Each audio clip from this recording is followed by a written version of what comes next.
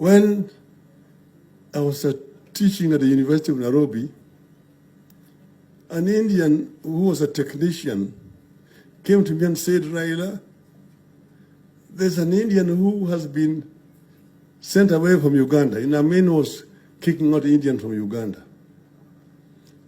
And this Indian has uprooted all machinery from his workshop in Jinja.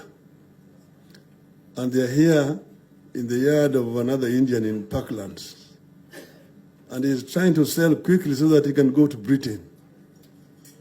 You may have some work for these machines.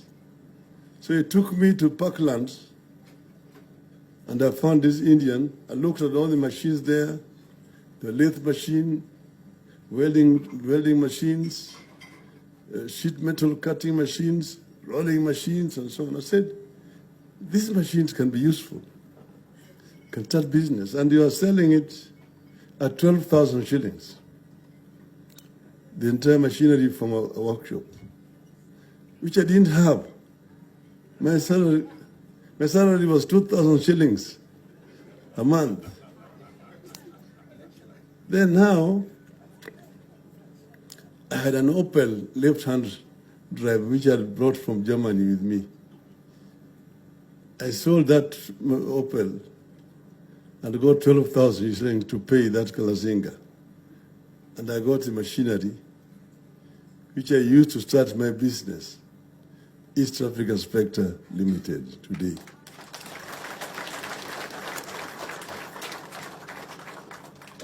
Then I went and rented a go-down in industrial area.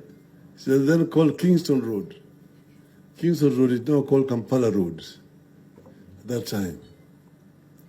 And I put those machinery there, and I started to manufacture casements, windows, steel windows, doors, and so on there. That's how I started.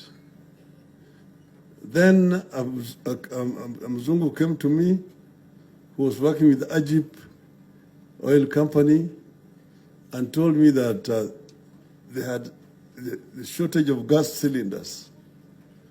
And if I could manufacture, they would be able to buy.